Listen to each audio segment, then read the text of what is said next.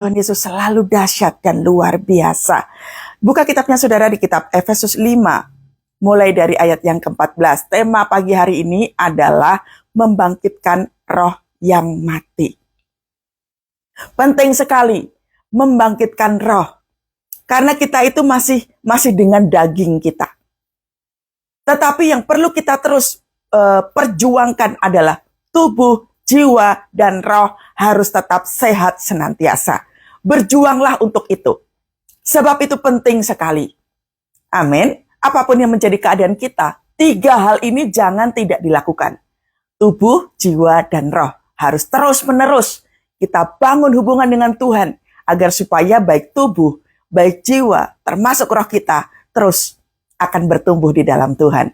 Amin. Yuk, sudah siap? Dengan Efesus 5 ayat yang ke-14. Demikianlah firman Tuhan. Itulah sebabnya dikatakan, bangunlah, hai kamu yang tidur, dan bangkitlah dari antara orang mati, dan Kristus akan bercahaya atas kamu. Tidur di sini maksudnya bukan tidur seperti biasanya. Kita tidur di pagi hari, atau siang, atau malam. Bukan. Tidur di sini bicara tentang baik tubuh, jiwa, maupun roh sedang tertidur dalam arti tanda kutip. Tertidur, tidak bergairah, tanpa nutrisi, hilang semangat, tidak berdaya. Nah, itu tertidur. Biasanya situasi-situasi seperti ini terjadi karena apa? Stres yang berkepanjangan, mengalami rasa takut terus-menerus, tidak tahu arah, tidak mengenal Tuhan secara pribadi. Nah, itu menyebabkan seseorang mengalami kematian. Nah, hati-hati saudara. Waktu mengalami kematian yang seperti ini, susah sekali kan kita mau doa. Masih banyak sampai hari ini kalau orang bertanya sama saya, Bu, saya itu kalau doa pikiran saya kemana-mana. Saya susah konsentrasi. Tanpa kita sadari bahwa ada yang tertidur di dalam diri kita. Nah, roh kita kekurangan nutrisi. Hidup kita kekurangan gizi. Kekurangan nutrisinya dari apa? Pujian, penyembahan, baca firman Tuhannya.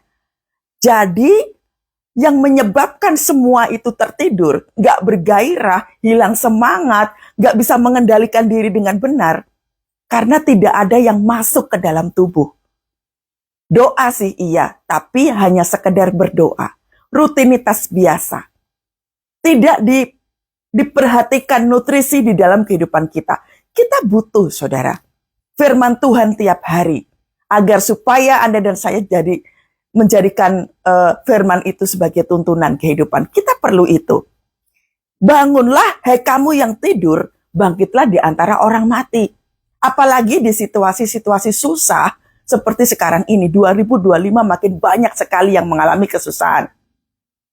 Baru tadi malam saya ngobrol sama teman gitu ya. Saya juga kaget teman saya ini kena PHK. Lalu kami ngobrol dan lain sebagainya. Saya bilang saya sudah lewati masa itu. Karena saya juga bagian dari yang di layoff gitu ya. Tetapi saya mau katakan bahwa begitu banyak situasi-situasi yang sekarang ini sedang melanda anak-anak Tuhan.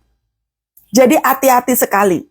Situasi-situasi yang sedang terjadi itu bisa membuat tubuh, jiwa, dan roh kita tidur. Makanya banyak sekali orang-orang yang mengalami stres begitu luar biasa. Kesusahan untuk membangkitkan diri sendiri. Penting sekali untuk bangkit. Di situ dikatakan bahwa bangkit di antara orang mati. Di luar sana banyak orang kehilangan arah. Mereka nggak tahu lagi harus berdoa pakai bahasa apa. Mungkin mereka hanya bisa nangis aja. Nggak tahu pengharapan. Karena dirinya sendiri kurang nutrisi. Nutrisi tadi seperti yang tadi saya katakan, doa, pujian, penyembahan, firman Tuhan, itu tidak masuk di dalam tubuh. Hilang kendali.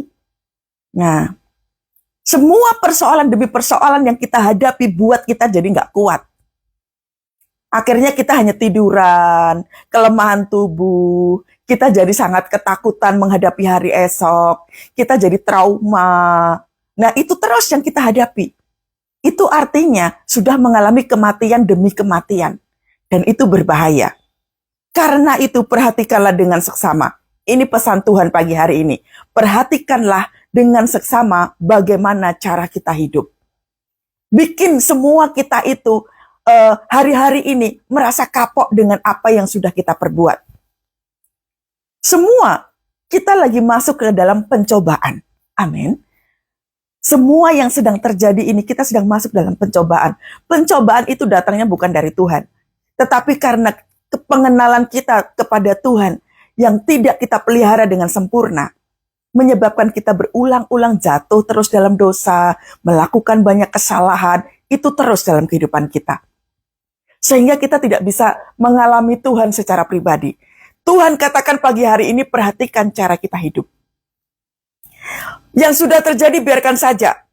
Engkau mengalami apa saja dalam kehidupan sekarang ini, biarkan saja.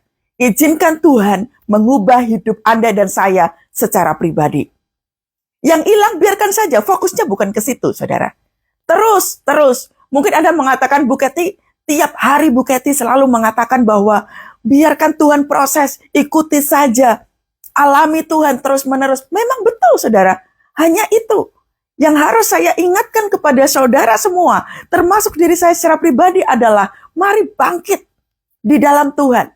Mari sama-sama kita perhatikan cara kita hidup. Karena di dalam kehidupan kita itu kita udah sering banget sembrono, kita nggak mengutamakan Tuhan. So pagi hari ini saudara, bersyukurlah oleh karena kasihnya kita diingetin Tuhan dengan yang ini. Kita tinggal minta ampun sama Tuhan. Tuhan, ampuni saya. Ampuni saya Tuhan. Karena kesalahan saya bikin keputusan keluarga jadi korban. Ampuni saya ya Tuhan. Karena apa yang saya pikirkan, yang kemudian saya lakukan, saya nggak bertanya dulu kepadamu. Ampuni saya Tuhan. Sekarang tuntun aku Tuhan. Tuntun aku. Nah, kalau kita sudah memulai hidup yang seperti ini, akan lebih mudah Roh Kudus tuntun kita hari lepas hari. Itu mudah sekali buat Roh Kudus tuntun kita. Ikuti saja prosesnya. Ya, Bu Kety gampang banget ya.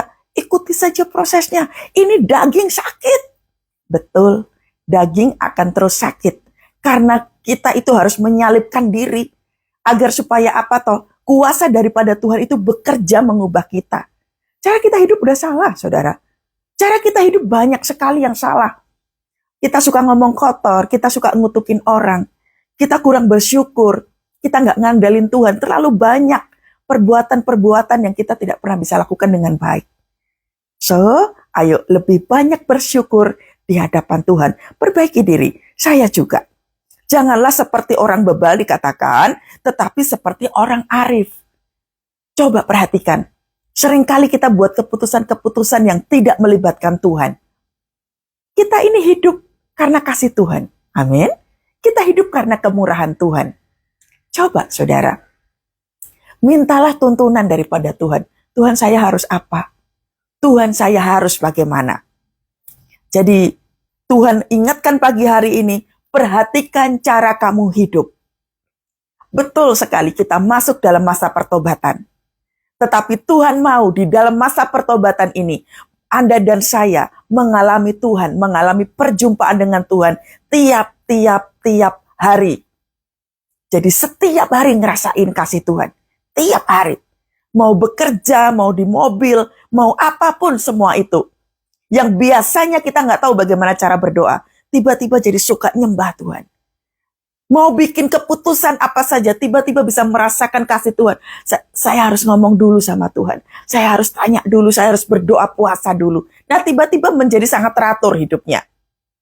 Pagi-pagi udah bangun, muji nyembah Tuhan. Dalam segala tekanan kehidupan, tiba-tiba jadi buka Alkitab. Menjadi teratur kehidupannya. Oleh karena dituntun oleh Tuhan. Segala sesuatu pasti ada yang berubah, saudara. Karena Tuhan sedang mengajar Anda dan saya. Amin. Dan pergunakanlah waktu yang ada, karena hari-hari ini adalah jahat. Apakah hari-hari ini yang jahat? Kita sedang memasuki masa di zaman yang akhir. Dengan kata lain, saudara, waktu kita hidup tinggal sedikit. Jangan pikirkan bahwa kapan akan kiamat, itu urusan belakangan. Perhatikan cara kita hidup. Terlalu banyak kesalahan demi kesalahan yang kita perbuat. Nah, Tuhan mau Anda dan saya pergunakan waktu yang ada. Jangan terlalu sibuk, dengan kata lain. Jangan sibuk mikirin persoalan pribadi. Waktunya Anda dan saya bisa melihat pekerjaan Tuhan.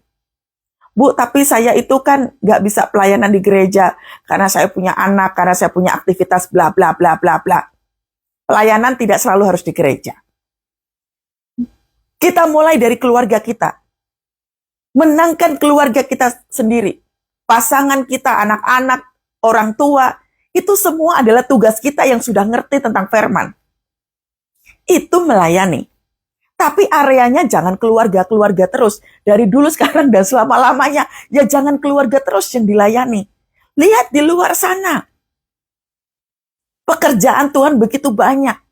Pergunakan waktu yang ada. Perhatikan saudara. Waktu kita mengutamakan kepentingan Tuhan, kepentingan kita yang mungkin gak bisa terucapkan itu, Tuhan akan genapi. Ikuti saja. Bagaimana cara Tuhan itu mengajar kepada kita, termasuk saya. Juga begitu. Pergunakan waktu yang ada. Karena hari-hari ini tuh jahat. Banyak orang bercerai. Banyak orang selingkuh. Banyak orang sekarang itu akhlaknya, waduh, gak karu-karuan. Banyak sekali orang ngomongnya kasar. Perhatikan dengan situasi-situasi yang seperti itu. Jangan melulu kau pikirkan tentang utangmu, tentang sakit penyakitmu, keadaanmu. Mulai keluar. Melihat keadaan di sekitar sana. Begitu banyak orang yang perlu kita tolong. Sama seperti yang saya lakukan kepada Anda semua. Pagi-pagi saya harus sudah bangun, saat teduh, menyampaikan ini kepada saudara semuanya. Ini bagian daripada melakukan pekerjaan Tuhan. Saya diberkati, Anda jauh lebih diberkati lagi. Ya, kalau dipikir memangnya saya nggak punya persoalan begitu. Saya punya, saudara. Persoalan saya juga nggak gampang. Saya juga mengalami tekanan kehidupan. Tapi sekali lagi, menyenangkan hati Tuhan itu seperti yang saya lakukan ini. Seperti yang Anda lakukan, menyenangkan hati Tuhan.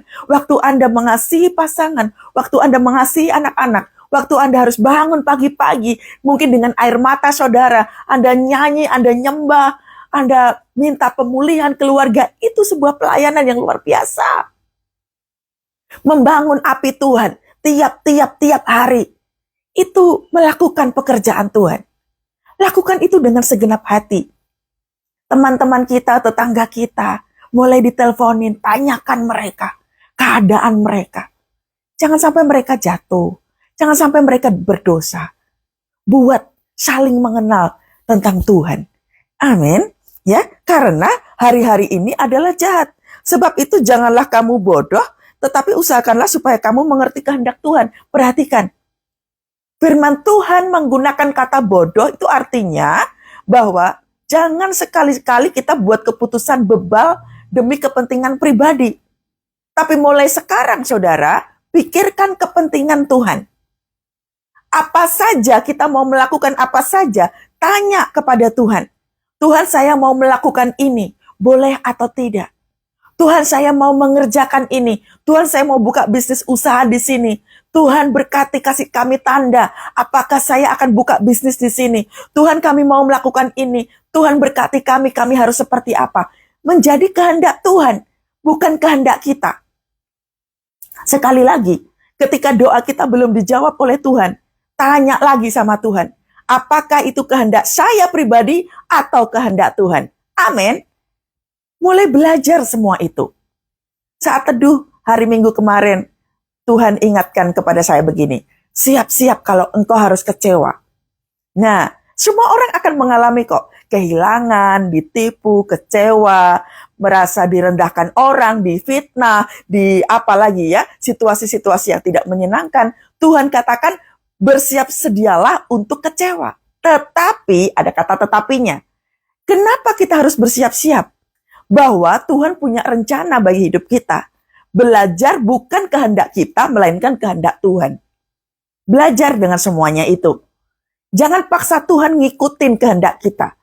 Karena kalau kehendak kita itu mendatangkan celaka, Orang tua mana yang gak eman-eman banget memperhatikan keadaan anaknya kalau anaknya minta sesuatu hal yang membahayakan hidupnya? Tentu tidak, bukan? Demikian pula Tuhan terhadap kita.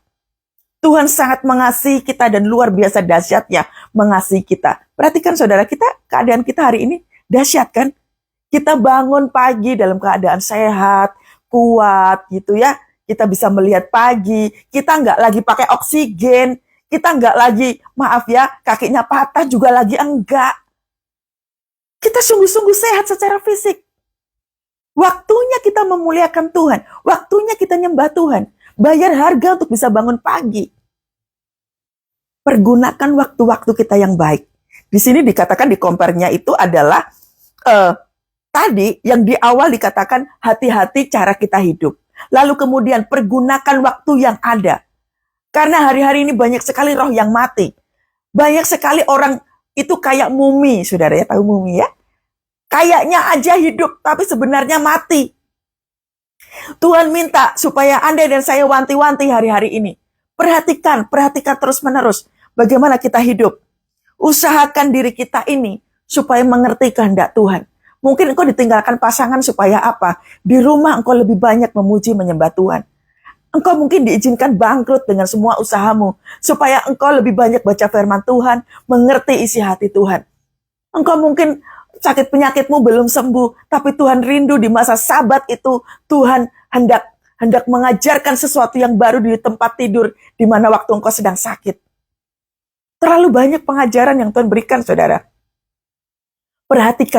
Perhatikan bagaimana kita hidup hari lepas hari. Ya, usahakan supaya menjadi kehendak Tuhan yang terjadi. Saya pun belajar, saudara, tidak memaksakan kehendak saya pribadi, tetapi biar Tuhan saja yang memimpin, yang mengadakan, bahkan biarlah itu terjadi persis seperti apa yang Tuhan mau. Karena kita semua tahu, saya tahu bahwa rancangan-rancangan Tuhan itu mendatangkan kedamaian, bukan kecelakaan. Rancangan yang membawa hari depan penuh dengan harapan. Artinya saya memberikan hidup sepenuhnya kepada Tuhan. Terserah Tuhan mau pimpin apa, aku mau ikuti Engkau. Buat aku peka Tuhan telingaku. Buat tajam mataku Tuhan. Supaya aku bisa melihat dan mendengar suaramu. Aku harus berlaku seperti apa. Orang-orang yang memiliki doa seperti ini, dia akan semakin tajam pendengarannya. Minta sama Tuhan. Wah, itu dahsyat banget saudara. Itu dahsyat sekali. Tuhan ngerjainnya nggak main-main. Saya merasakan itu hari lepas hari. Dan itu wow sekali. Saya berdoa, Anda pun mendengar pagi hari ini. Dan itu membuat satu kegairahan hidup. Yes Tuhan. Aku rasa-rasanya udah mau mati, nggak tahu harus seperti apa. Pagi hari ini terima kasih untuk apa yang sudah saya dengar ya Tuhan. Saya mau bangkit. Tuhan, saya mau kuat di dalam Engkau. Tuhan, saya mau terus on fire di dalam-Mu, Tuhan. Tuhan, bangkitkan kami kembali. Doa yang seperti itu, saudara. Doa yang seperti itu. Bangun manusia rohmu. Bangun keimananmu. Bangun terus. Bayar harga dengan semuanya itu. Gak masalah dengan apa yang sudah hilang. Gak masalah dengan apa yang sudah dicuri oleh iblis. Kita akan rebut itu. Kita sudah belajar bagaimana cara merebut apa yang sudah dicuri sama iblis. Tapi kita tidak bisa melayani Tuhan kalau iman kita, roh kita tidak menyala-nyala dalam Tuhan. Bangun dulu apinya. Ya. Dan janganlah kamu mabuk oleh anggur, karena anggur menimbulkan hawa nafsu, tetapi hendaklah kamu penuh dengan roh. Nih, lihat. Hati-hati sekali. Tuhan katakan pagi hari ini, jangan mabuk anggur, yang artinya jangan hidup dalam keserakahan. Jangan hidup dalam kemewahan, pengen kaya, pengen terkenal, pengen seperti artis, pengen sekali punya ini itu. Tapi tidak mengedepankan kepentingan Tuhan. Mau menjadi apa seperti kita ini, Tuhan mau Anda dan saya penuh dengan kehati-hatian. Gak asal supaya jadi kaya, gak asal supaya jadi pintar. Kemarin saya tanpa sengaja lihat postingan dari sebuah berita begitu ya, ada seorang anak lagi ikut ujian, apa namanya ya ujiannya yang masuk negeri itu. Sekarang istilahnya udah baru-baru semua sampai saya nggak tahu namanya. Jadi ini si anak sampai dipasangin HP atau apa kayak gitu ya. Terus dia mengerjakan supaya nanti dia pasang itu alat di kupingnya dia, lalu dia akan bacakan semua persoalannya, nanti ada orang yang akan menjawabnya. Anak seusia 17 tahun ini pun diajarkan oleh orang tuanya berbuat tidak jujur. Perhatikan, orang tua yang mengajarkan ketidakjujuran, jangan pernah kau harapkan anak itu bertumbuh menjadi baik. Kalau engkau sendiri jadi orang tua tidak baik, anakmu akan ngikutin itu seperti itu karena engkau pun mengajarkan begitu. Makanya ini dikatakan apa tuh tadi itu? Janganlah kamu bodoh. Kalaupun gagal, anakmu gagal masuk ke sekolah negeri, nggak apa-apa. Memangnya semuanya harus negeri. Kalaupun Tuhan izinkan anakmu kuliah, kalau itu kehendak Tuhan, pasti terjadi. Sekalipun kau nggak punya dananya, sekalipun kau nggak tahu harus bagaimana, kalau itu menjadi kehendak Tuhan, pasti terjadi. Titik. Yang terpenting adalah cara kita hidup itu benar. Ya, ini loh yang ngomong ini aja ngalami. Saya waktu sekolah di Undip, ya waktu di Semarang dulu itu, juga dalam kondisi orang tua saya lagi nggak punya uang. Sekali lagi, yang saya pegang adalah kalau itu yang menjadi kehendak Tuhan, pasti terjadi. Katakan amin, saudara. Ya, kalau itu menjadi kehendak Tuhan, nggak usah mencuri, nggak usah berbuat culas. Jangan lakukan itu. Jangan. Kalaupun memang nggak lolos, ya nggak apa-apa. Jangan salahin anak.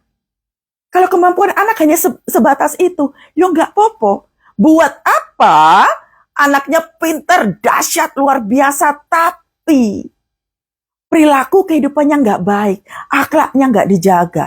Ya buat apa? Miliki keluarga yang hidup takut akan Tuhan. Miliki cara hidup yang sungguh-sungguh sesuai dengan firman Tuhan. Nggak usah yang terlalu seperti apa. Nggak bisa masuk ke negeri, lo nggak apa-apa toh. Nggak punya apa-apa, ya nggak apa-apa toh.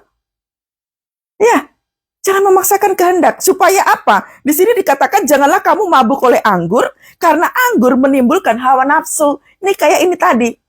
Agar supaya anak masuk ke negeri, orang tuanya bayarin si jokinya itu 100 juta, dipasangin itu HP lah, apa, supaya nanti waktu anak itu mengerjakan ada yang bantuin. Engkau mengajarkan anak untuk mencuri. Engkau mengajarkan anak hidup tidak jujur. Maka dia akan bertumbuh seperti itu. Jadi jangan salahkan anak. Nanti waktu gede, oh papi mami juga ngajarin kayak gitu kok. Dan itu halal. Salah siapa kalau kayak begini? Ya?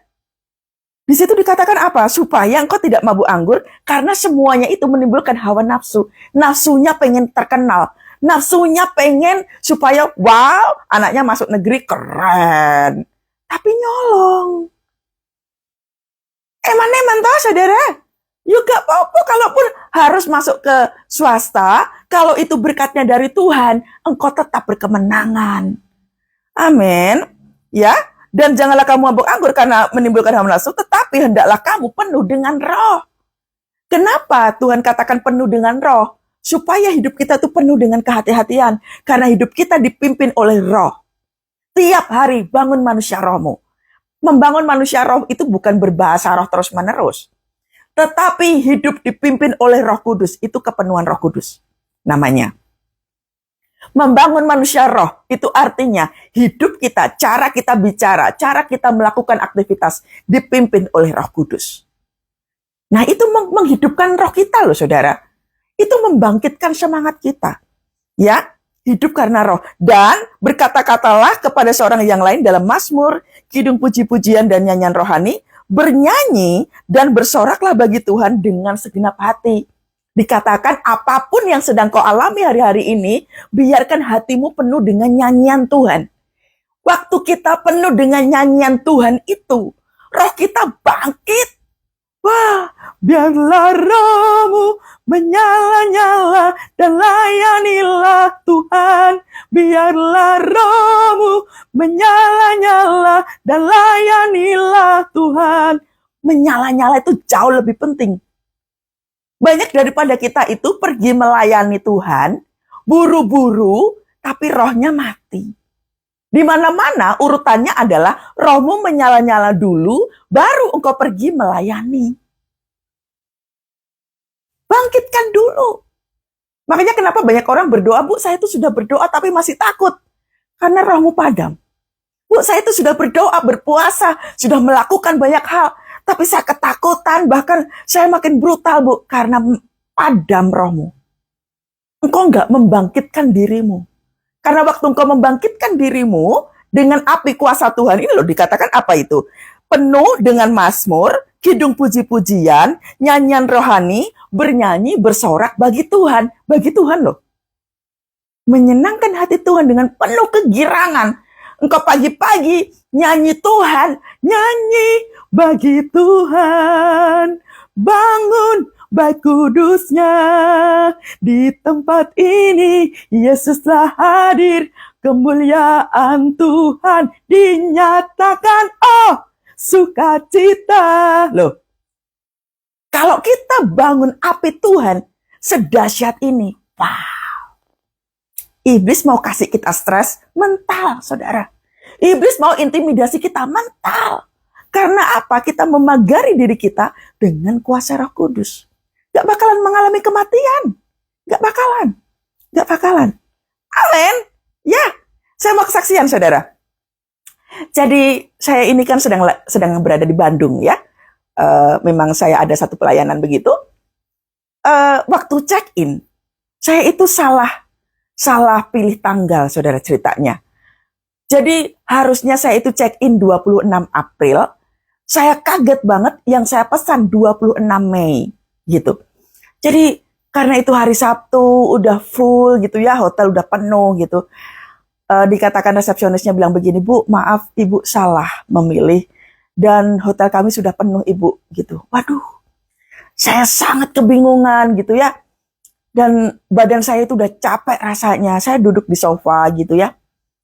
Yang saya lakukan respon pertama adalah, Tuhan ampuni saya ceroboh. Kenapa kalimatnya begitu? Tuhan ampuni saya ceroboh. Artinya adalah sikap rendah hati kita ini diperhatikan Tuhan. Kalau kita mau mengakui kesalahan, kedepannya enak. Waktu doa enak. Tapi coba, begitu salah ngeklik, lalu kemudian emosional, penuh dengan kemarahan, harimu pasti nggak indah hari itu. Yang Tuhan katakan kepada saya adalah, jangan hilang sukacita. Duduk dulu di sini. Tuhan suruh saya duduk di sofa itu. Tuhan tidak bicara apa-apa, Tuhan hanya bilang, tunggu saja di situ. Saya mencoba untuk, saya tanya, kebetulan saya itu beli di sebuah aplikasi begitu ya. Saya mencoba untuk negosiasi, karena memang nggak bisa, saudara. Ini nggak bisa di schedule ulang, nggak bisa dibatalin juga. Dan waduh, lumayan mahal juga, saudara. Tapi Tuhan katakan begini, tunggu aja dulu gitu. Aduh Tuhan, saya sudah capek banget. Saya sudah lelah, saya mencoba untuk memuji Tuhan. Nah, ini penting, saudara. Poinnya penting. Jangan memadamkan api Tuhan. Di situasi-situasi badanmu capek, ya. Di situasi lagi engkau bingung, terlebih Bandung Sabtu itu hujannya gede banget. Mau nggak mau engkau harus cari hotel lain. Pilihannya adalah cari hotel lain dengan bayaran yang baru, atau tetap stay di situ. Kalau ada mujizat, ya puji Tuhan. Tapi waktu itu tuh gak ada tanda-tanda, tapi hati saya itu penuh dengan damai sejahtera. Saya tunggu 2 jam, gak ada kabar gitu ya.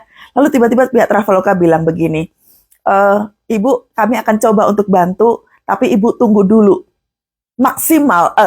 Minimal Ibu tunggu 3 jam. Waduh, ya sudah. Akhirnya saya mencoba untuk bernyanyi gitu ya. Sambil jalan gitu ya, saya mencoba untuk bernyanyi. Saudara, mengapa harus bernyanyi? Ini tadi dikatakan, bersorak-soraklah bagi Tuhan. Mematahkan ketakutan, kelelahan, rasa frustrasi itu dengan pujian penyembahan. Kalau Kathy bisa ngomong begini di depan saudara, waktu Kathy menghadapi itu harus bisa sendiri. Jadi apa yang saya katakan gak sekedar hanya teori, tetapi saya pun harus melakukan firman Tuhan ini. Saya lakukan itu. Wah, pujian penyembahan. Terus, gitu. Hingga jam 5 sore, mendekati 5:30. Pihak Traveloka langsung telepon saya, dia bilang, Ibu boleh, tapi Ibu nambah lagi 1 juta, gitu. Waduh, nambah lagi. Saya tanya sama Tuhan, nambah lagi 1 juta, gitu. Tuhan katakan, udah bayar. Dalam hatiku, gampang banget ya Tuhan bilangnya. Tapi it's okay. Tuhan katakan jangan hilang sukacita hanya gara-gara engkau ceroboh gitu ya. Lalu oh ya benar juga ya. Akhirnya ya sudah, oke saya bilang ke pihak hotel, oke saya bayar ya 1 juta gitu. Dan kemudian singkat cerita setelah 3,5 jam saya menunggu, saya masuk ke kamar. Saya duduk. Saya cuma bilang begini sama Tuhan, Tuhan, saya mau menikmati di tempat ini. Tuhan mau suruh saya apapun. Saya tidak mau kehilangan damai sejahtera. Saya berterima kasih dapat kamar pada akhirnya. Saya nyembah Tuhan di tempat itu. Wah, kemudian saya ambil minyak urapan, saya mengurapi hotel itu, saya mengurapin kamar, saya nyembah Tuhan, saya sempat istirahat, enak sekali. Dan kemudian saudara, saya sudah ya hari pertama saya pelayanan, hari kedua saya pelayanan gitu, udah saya melayani gitu ya, udah selesai. Saya padahal udah nggak inget lagi tentang apapun itu, udah nggak inget. Karena udah menikmati, betul-betul sudah menikmati. Tahukah saudara, 1 jam sebelum saat teduh live ini, tiba-tiba seseorang telepon saya, Kathy, shalom gitu ya. Saya tuh udah lama banget nggak ketemu sama teman saya ini. Ini teman saya itu lama banget saya nggak berjumpa. Tiba-tiba dia bilang kayak begini, Kathy, kamu ada konser ikut ini nggak kayak gitu? Saya bayarin kamu ya tiket plus hotelnya gitu. Itu satu penghiburan pertama yang Tuhan berikan. Setidaknya hati saya terhibur gitu ya. Dibeliin tiket plus hotel gitu ya untuk konser 2 bulan mendatang gitu ya. Karena akan ada konser Planet Shaker saudara ya. Ada beli tiket dan harus menginap juga gitu. Ternyata sudah diberkati gitu. Terus kemudian belum selesai. Tuhan ngasih ininya belum selesai saudara. Yang kedua, penghiburan yang Tuhan berikan yang kedua adalah saya lama banget nggak ketemu sama si ibu ini. Tiba-tiba si ibu ini memberkati saya gitu. Bu Kathy, saya thank you banget sudah sangat diberkati dengan semua yang Bu Kathy sudah lakukan. Saya mau memberkati ibu. Sudah. Yang hilang itu nggak ada yang hilang. Nggak ada yang hilang saudara. Bahkan digantikannya itu 3 kali lipatnya. Bahkan ada yang 5 kali lipatnya dari itu. Yang artinya apa? Bukan soal nominal. Tapi penghiburan yang dari Tuhan itu, yang sungguh-sungguh gak cuma rupiah, tapi sungguh-sungguh pembelaan Tuhan. Tuhan, kalau seandainya saya itu gak mendengar Tuhan, kalau kemarin saya emosional, mungkin saya gak akan pernah melihat penghiburan Tuhan ini. Itulah kenapa. Ikuti tuntunan Tuhan. Saya sering banget ikutin tuntunan. Karena saya melakukan itu. Ini kan masalah sepele toh. Cuma hilang 1 juta gitu aja. Tapi buat Tuhan 1 juta itu gak ada apa-apanya daripada engkau bersungut-sungut, engkau marah-marah, engkau gak mengucap syukur. Selama di Bandung engkau akan hilang damai sejahtera. Rugi enggak? Rugi sekali. Makanya ikutin Tuhan. Orang kalau ngikutin Tuhan, kepenuhan Roh Kudus, dan lain sebagainya itu, dahsyat. Pasti dahsyat banget. Ya, amin. Kalau kita ngikutin Tuhan, sudahlah. Ya, jadi tadi ikutin prosesnya yang Tuhan berikan bagi hidup kita. Saya percaya kesaksian saya ini memberkati saudara. Ada yang seperti saya sekarang ini. Anda sedang kehilangan sesuatu, tapi Tuhan mau sampaikan, tidak ada yang hilang. Tuhan hanya ingatkan, mengucap syukur di hadapan Tuhan. Biarkan Tuhan yang menuntun hidup kita. Amin. Ayo kita berdoa sama-sama. Ku nyanyi Hosana. Amin. Bagi Rajaku yang duduk di tahta. Aku muliakan dan ku agungkan. Kaulah yang disembah, ku nyanyi Hosana bagi Rajaku yang duduk di tahta. Aku muliakan dan ku agungkan, kau layak disembah. Pagi hari ini Tuhan katakan kepada kita semua, Tidak ada yang hilang dalam kehidupan kita.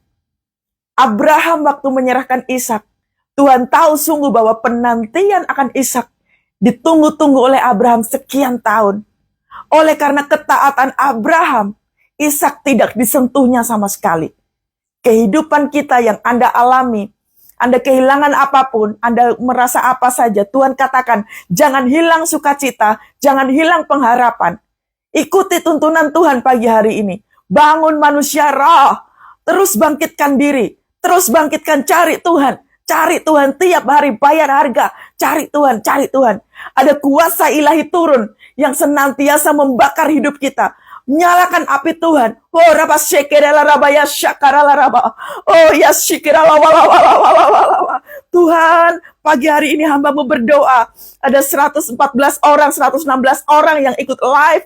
Pagi hari ini ya Tuhan, ada kuasa Allah bekerja membangkitkan roh setiap daripada anak-anak Tuhan pagi hari ini. Di dalam nama Tuhan Yesus, kuasa supranatural turun ya Tuhan. Dalam nama Yesus, dalam nama Tuhan Yesus, dalam nama Tuhan Yesus. Pengurapan-Mu turun ya Tuhan.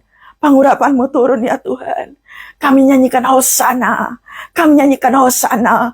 Kami nyanyikan Hosana. Saudara, ada yang Anda mengalami kelemahan tubuh hari-hari ini. Tuhan ingatkan pagi hari ini, engkau yang sedang sakit-sakitan hari-hari ini. Tuhan cuma minta, nyembah Tuhan lebih lagi. Deep worship, nyembah Tuhan, nyembah Tuhan, nyembah Tuhan, nyembah Tuhan, nyembah, nyembah. Wow, nyembah saudara, nyembah, nyembah. Itu semua akan membangkitkan hidupmu. Itu semua akan membuat engkau menjadi pribadi yang kuat. Bahkan ada seorang wanita yang ditinggalkan oleh suaminya. Tuhan katakan nyembah. Lebih banyak nyembah. Aku mengasihimu, kata Tuhan. Nyembah, nyembah. Tuhan mengobati luka hatimu.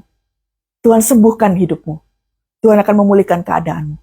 Yang Tuhan rindukan adalah nyembah Tuhan. Yes Tuhan, yes Tuhan.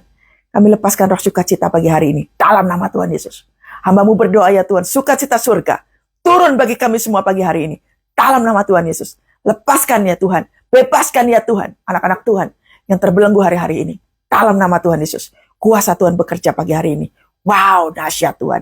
Dahsyat Tuhan. Aku perkatakan belenggu-belenggu yang membuat takut sekarang ini patah, hancur dalam nama Tuhan Yesus. Kuasa Tuhan bekerja. Oh, nyanyi Hosana.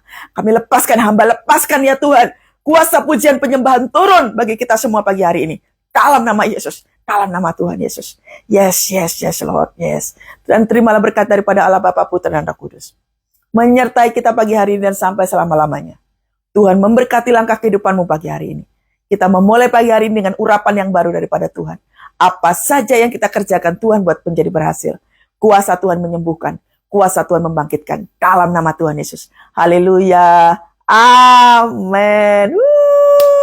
Tuhan Yesus dahsyat. Tuhan Yesus luar biasa. Selamat beraktivitas saudara. Sampai ketemu besok pagi. Tuhan Yesus memberkati. Shalom semuanya. God bless.